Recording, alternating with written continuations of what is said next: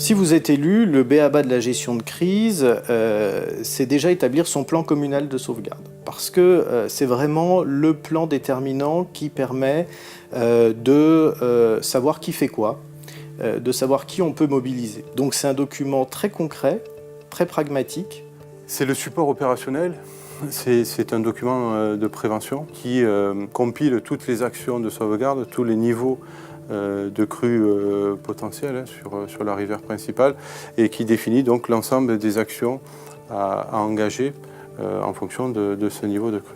Il faut bien comprendre que c'est dans l'anticipation, c'est-à-dire dans les heures qui précèdent les phénomènes de crise, que se joue la totalité de la crise. C'est-à-dire à quel moment je vais déclencher les mesures qui sont inscrites dans le fameux plan communal de sauvegarde. C'est à la fois la préparation et les discussions, les échanges dans la conception des plans communaux de sauvegarde. C'est toute la thématique de l'appropriation de ces plans communaux par les personnels qui doivent le mettre en œuvre plus tard. Il y a aussi un axe qui est important, qui est la communication vers la population, la sensibilisation pour les scolaires aussi, en inculquant dès le plus jeune âge les bons comportements à adopter. Mais le plus important peut-être dans cette culture du risque et dans l'appropriation, c'est d'avoir quelque chose de régulier, de récurrent. Après, c'est d'être réactif, c'est-à-dire que lorsque la préfecture envoie une alerte ou les premières alertes, il faut tout de suite prendre les mesures qui s'imposent et au besoin contacter les services de l'État pour avoir plus de précision et pour obtenir les conseils et l'aide nécessaires.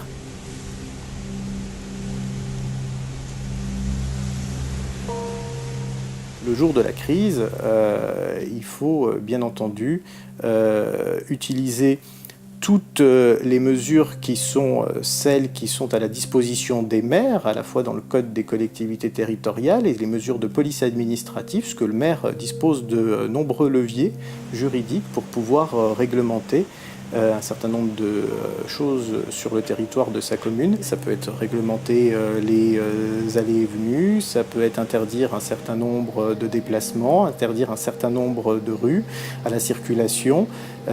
Et ça, il faut que le maire ait bien conscience qu'il dispose de grandes prérogatives dans notre droit français pour gérer ce type de crise. Cette salle ici, la Vigie Prédicte, elle fonctionne en continu 24 heures sur 24 pour pouvoir justement accompagner les élus, les gestionnaires de risque dans leur prise de décision, dans l'activation de leur plan communaux de sauvegarde à travers la montée en puissance progressive de la gestion de l'événement. Et c'est là que l'on entre dans la deuxième étape de la gestion de crise, qui est la gestion proprement parlée, c'est-à-dire quand l'événement se déroule.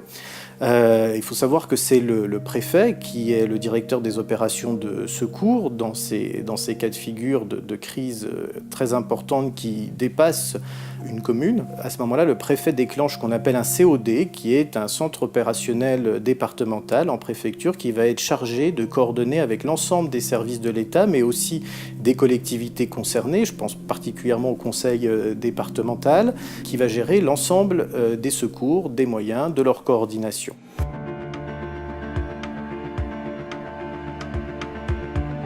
Cette période post-crue est souvent la période la plus longue, quelque part la plus complexe, parce qu'il va d'abord falloir évaluer l'ensemble des dégâts, et cette évaluation est relativement complexe et relativement longue. Il va falloir après indemniser, et puis il va falloir aussi quelque part reconfigurer un peu le territoire. C'est la question de l'organisation sur le moyen et long terme.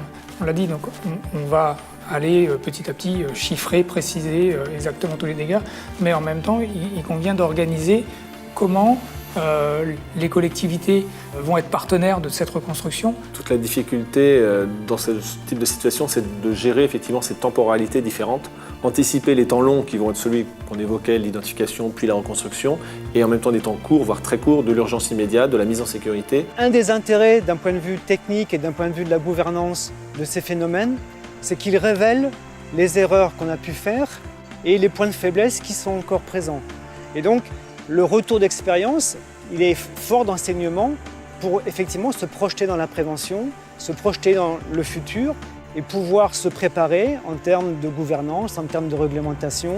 C'est-à-dire tenir compte des enseignements de la crue, pouvoir à un moment donné déterminer les zones au sein desquelles il ne sera plus possible soit de les exploiter, je pense notamment aux exploitations agricoles, mais également au camping ou à des habitations. C'est un moment où il faut faire preuve de beaucoup de pédagogie. Parfois, les personnes comprennent que ces décisions doivent être prises.